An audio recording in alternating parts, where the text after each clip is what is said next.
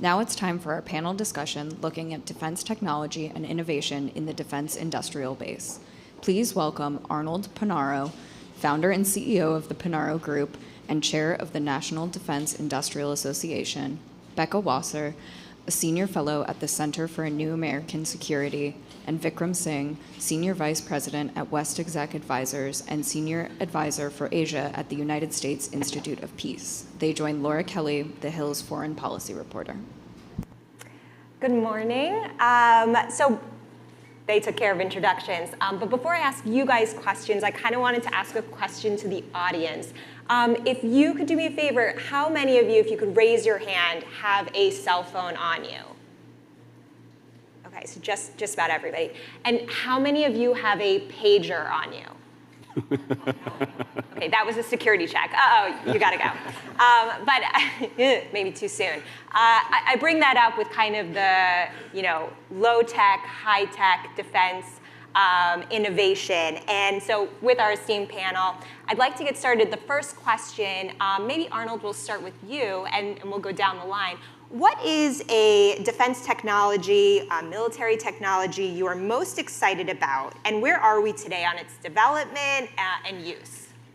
Well, first of all, thank you, and I want to thank Lockheed and the Hill for sponsoring a conference on innovating technology. No more important subject. Also, we should give a shout out to the leadership of the House and Senate Armed Services Committee for blocking a CR that ran to March 28. As Secretary Austin said, DOD, under that 6-month CR, would lose about $40 billion in purchasing power and would morph us into the potential sequester, which would happen in April if all the bills aren't passed. And the reason is you can't do a lot of the innovation that's in the bill today. There's over 100 programs that are different from last year that would be stymied. And so CRs are a horrible way to run the government. CRs have we've had 5 years of total CRs that have impacted the Department of Defense. And in terms of the technologies, I would say what I'm most excited about is the technologies our industry has produced, starting way back with the SR-71, the U-2, the stealth fighter, General Dynamics, and the Tomahawk cruise missile with its terrain matching, the B-2, the B-21. GE has just developed a new revolutionary adaptive cycle engine. So these companies have been doing innovative technology for 50 years. And so everybody wants to focus on all this new gizmo, but we need both the traditional and the non-traditional companies. And so I'm very excited about the fact that our industry continues to produce these remarkable technologies. As a military guy that's been in a couple of shooting wars, you need 3 things to have the world's finest military. You need to recruit and retain the very best people. Adam Smith talked a little bit about that. You need to give them constant and realistic training. And we need to give our troops the best technology so they're never in a fair fight. And that's what our industry continues to do. So air power is what you're most excited about? Well, no, I'm a ground officer, and I've fought on the ground. And if you don't have air superiority or control of the air, you're not going to be successful in the battlefield. So this notion somehow that future wars are all going to be antiseptic, going to be fought by robots and drones and AI, that's just BS. Mm-hmm. And so you've got to have the implements on the ground, but you also have got to be able to control the air. If Ukraine was able to control the air, the war would have already been over. Of course, of course. And so you're advocating for you would say for the House plan, a 3-month CR would be preferable? Well, I don't think a CR is preferable at all. I wish the Congress would, they haven't passed the appropriation bills on time for 25 years. I wish they'd get their work done on time. Yeah, but certainly a 3-month CR is far preferable than morphing into a sequester. And people say, well, Arnold, it'll never happen. It happened in FY12 and FY13, and we had 10 years of $50 billion a year cuts in the defense budget and lost 5 years worth of readiness. And so, Congress needs to start getting their work done on time. Yes, well, you're not the only one who I think shares that frustration. Becca, if I may turn to you, still on the topic of a defense technology you think is really innovative. Sure, so I'm going to try and bridge the divide. So here, I'm with you, but it's yes and, right? It's not just some of the technologies that we've been producing for years and years and what we traditionally think of on the battlefield. We need that, but newer, better, smarter, faster. And so for that, we need to start thinking about how we are going to be able to control the air with some of these AI-enabled autonomous weapons. We need to start thinking about how we can actually produce these lower-cost attritable weapons. This means embracing different forms of manufacturing processes, and updating all that we've been doing today. So it's that plus some of these new and emerging technologies. And I'll also add that some of the investments in emerging technologies, say hypersonics, for example, are actually helping us today with some of the defense industrial base production shortfalls that we're challenged with for some of the weapons that we've fought with for years and years. A great example is hypersonics. Within hypersonics, they really rely on solid rocket motors. And so we are seeing for the first time in years and years, being able to qualify new sources of solid rocket motors because we are also trying to move forward with hypersonic supply chains. So this is helping us in the interim be able to produce more of a component that you see in missiles, in aircraft, in so many things that are relevant for today, while still trying to move forward with the emerging technology of tomorrow. But in terms of the tech that I'm the most excited about, I'm gonna go with AI. AI defined broadly, but thinking really specifically about what AI can do when it comes down to solving some of the joint challenges that we have within the joint force. I do a lot of wargaming, I work on defense operations, and when I look at the way our operational concepts for future warfare are predicated, they're going to break at sort of this joint service level. Why? Because no one actually procures and acquires any of these joint enablers. Here's where I see AI being really helpful to actually create this truly integrated joint force that can fight alongside each other, that can sense, see, and shoot as needed, and also be able to bring our friends along with us, be able to do the coalition warfare that we've done for years and years and is so core to the American way of fighting. So for me, it's AI, however you want to actually apply it. And Becca, may I just follow up on AI? Are we still in this kind of Wild West period, and is it a race to see how much can be found out, accomplished, as there are efforts to talk about regulation of AI? So I think there's a widespread push towards the responsible use of artificial intelligence. And here I do think that we are at some of the nascent stages when we start looking at, say, for example, these AI-enabled decision support tools as it relates to warfare. So there's been a lot recently in the news about some of these AI-enabled targeting tools or various decision support tools. We're seeing some of this being road tested right now in current conflicts. I think because of that, there's been this push to start thinking now, thinking in relative peacetime competition about how we can actually use these tools responsibly, use them in coalition environments, and thinking through how we can sort of speed up those processes so that we don't find ourselves being held back by not having that sort of speed of decision making that we think we're going to need in future warfare. So here I would say it's not quite the Wild West, but we are starting to think about these processes, these applications, and working through some of the problems now, because if we try and start working through them when the first balloon goes up, we're probably a little bit too late. Balloon. I was thinking about low tech and the weather spy balloon. Vikram, what technology are you most excited about? And if I may also kind of tie it into, we have the Quad Summit coming up this weekend. So is there a specific technology that's good with our partners? One of the other things I do is I'm an advisor to the Quad Investors Network, and we'll have some announcements about what they've done, hopefully, emerge over the weekend. I'm fingers crossed. But you know, what technology am I excited about? That's basically impossible to answer. If you start diving into the innovation ecosystem, just in the United States, your mind gets blown on a daily basis. So from new, space-based capabilities that used to be exquisite capabilities only in the possession of nation states in terms of remote sensing and RF detection and all sorts of things that can be used globally, now going commercial, to undersea, new technologies for what we can do undersea with long duration, loitering, autonomous vehicles on the surface or under the water. They're all exciting, but I would have to go to where Becca went, which is that how we use AI is going to really define how effective we are using all these tools. The bottom line is we have fought multiple wars over a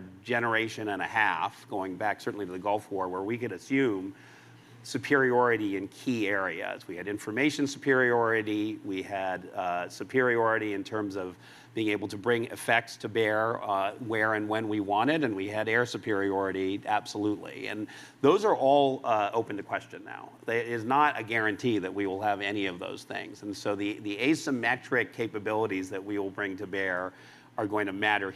They're going to be immensely important. So you look at things like Replicator, which is to get massive attritable drone swarms out to support our forces.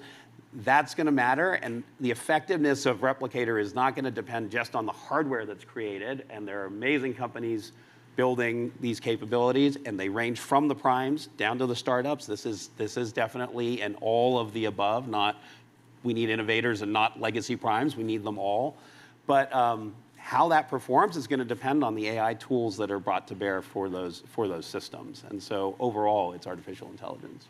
And I just want to follow up on the beginning of your remarks talking about kind of innovation in sea and space. Which domain is the most challenging or the most critical at the moment? We saw that there's the concern over Russia's nuclear use in space, but then we have all these confrontations in the South China Sea. So is it one over the other to focus? Look, you used to be the country with 11 carrier strike groups, and you didn't have to worry too much about the sea. That is no longer going to be the case. The vulnerabilities that our traditional military systems face are fundamentally things we've never seen before, and we can't necessarily imagine.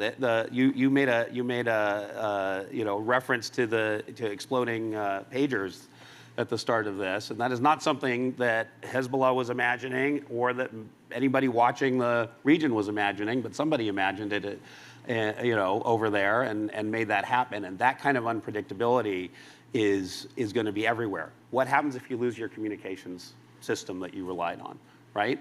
You need to have all sorts of redundancy, and not redundancy in one set of systems, the ability to flip to an entirely different way of communicating and do it in real time. And so I don't know that you can say that any domain from undersea to space to cyber is more or less important than the other. We have to innovate across all domains, and we have to keep leading that innovation. And I do think, to where you started the question, the only way we actually do that is working with our allies and partners and working across the innovation space to the industrial scale, old legacy primes all coming together. So we do need an allied industrial base, and a lot of the new innovative multilateral cooperative efforts we've seen, AUKUS, the Quad, et cetera, are aimed at that. Mm-hmm. Arnold, I'm going to turn to you. Innovation, people, new ideas. What are some of the things that you're hearing from defense startups for wanting to break into Pentagon contracts and move from, the garage to Washington, D.C.? What I'm hearing is I tell them, stay in the commercial world. The last thing you want to do is take on the Pentagon bureaucracy. 187,000 people in the acquisition workforce, 35,000 contracting officers, as Adam Smith said, and we all know, it's a suffocating bureaucracy. The regulatory burden, that's what our traditional contractors deal with all the time. And, and having served in the military and served as staff director on the Armed Services Committee and now in the business world, I have companies come to me, Arnold, we've got this greatest idea. We want to go get the Pentagon to do it. We'd like to hire you to go help us. I said, I don't do that kind of work. They say, why? I say, because I don't want to waste my time or your money, because the Pentagon is so opposed to anything they didn't think of themselves. And I agree with Becca. We need both traditional, non-traditional. We need allies and partners. And so the challenge is basically, I'd like to see the regulatory and bureaucratic burden on both our traditional and non-traditional contractors removed. I've said in years past, when I've studied this on the Defense Business Board, we ought to take a match to the 51,000 series, the 10,000 pages, and burn it. And Adam Smith talked about OTAs, but OTAs have a lot of bureaucracy with them as well. So if you're a startup, and God bless them, because they are really doing a lot of innovative things, just like our traditional companies are doing innovative things, dealing with the Pentagon bureaucracy and dealing with the uncertainty in the Congress as to when the funding would be made available is really a big deterrent. And furthermore, the Silicon Valley companies, they're used to 40% margins. And basically, you're lucky in the defense business. You know, if you can be in mid to high single digits, you're really doing well. And so the government bureaucracy and the uncertainty of the congressional process, the other thing that's a problem is, you know, they would like us to increase the capacity in our industry, and we need to increase the capacity. We don't have the industrial capacity to support the current national defense strategy. I think we need to go back to the two-war strategy. I think we need to be able to deter, and if deterrence failed, to fight and win two major theaters wars on a near simultaneous basis. We don't have that capacity today. Our industry could do it. But when you ask our fiduciary boards of our industry for profit that have to raise money in the capital markets, invest $100 million or invest $1 billion, you know, in this, and the Pentagon says, just trust us, we're going to give you a contract. Nobody believes the Pentagon anymore. They change their mind at the cyclic rate. You know, one day this is the most important program in the world, and on Thursday, oh, we're killing it. So it's a huge issue, and God bless these startups because they're increasingly innovative, but we have this, in our traditional industries, we have the same challenges that they face. And so unless we can get major reform in the Pentagon in the way we set requirements, and the Iron Majors, by the way, I call them the Iron Majors. I say if the Army could get away with it, they would want a nuclear-powered tank that could fly itself to the battlefield. This is how ridiculous the people are that set requirements in the Pentagon. They don't work with our industry to find out, is it technically feasible? They don't talk about what the cost is, and then this is how you end up with these huge expenses down the road, and then all of a sudden they say, well, we don't want it anymore. We've invested $4 billion in adaptive cycle engine, but we don't want them anymore. We need a Scout helicopter, and our companies invested billions of dollars of their own money to basically meet the Army's requirement. Oh, we've changed our mind. We don't want it anymore. So the uncertainty and the bureaucracy is a killer.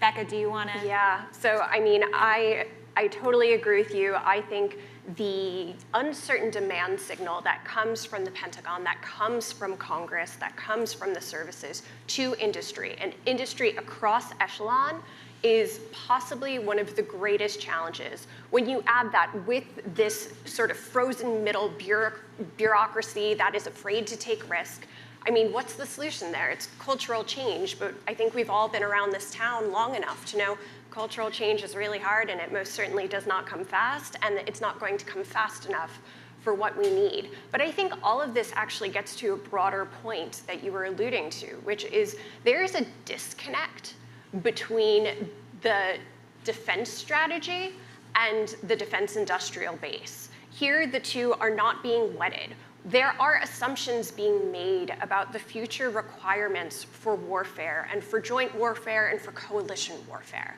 right? But those aren't being translated into requirements in the traditional sense. They're not being translated into here's what we need, why we need it, the amount that we expect to need it in, and actually having that as some of the clearer demand signal to industry. There's this gap in between, and I think the fact that the Pentagon published a national defense industrial base strategy is emblematic of that, because the two don't have to be two separate documents. It doesn't have to be two different conversations. In fact, we've gotten here because it's been two separate conversations with two different communities, both sort of working in parallel rather than working together.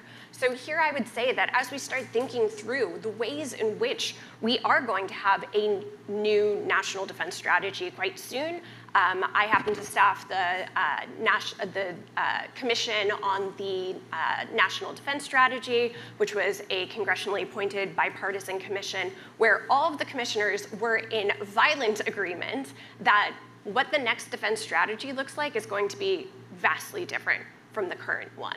So we need to start thinking through how we can actually bridge that divide now in order to get over some of those challenges, but in order to start like all hewing together in the same direction, because I believe we all are, but we're talking past each other, and it's creating all of these problems. Yeah, I just want to be a little more optimistic than Arnold, because, I mean, thank goodness there are innovators in our economy and in Silicon Valley who are saying, look, we know it's hard, but we're going to figure out how to make sure our technologies can be brought to bear on the most critical national security challenges that the United States faces, and God bless them for doing it. The problem right now is you kind of have to be an Anduril or Palantir to have a shot And what an Anduril has is billionaire founders who are like, I will spend money until I make it. They can therefore take that risk and decide that they will try to pole vault themselves over the valley of death. If anybody thinks we have solved the valley of death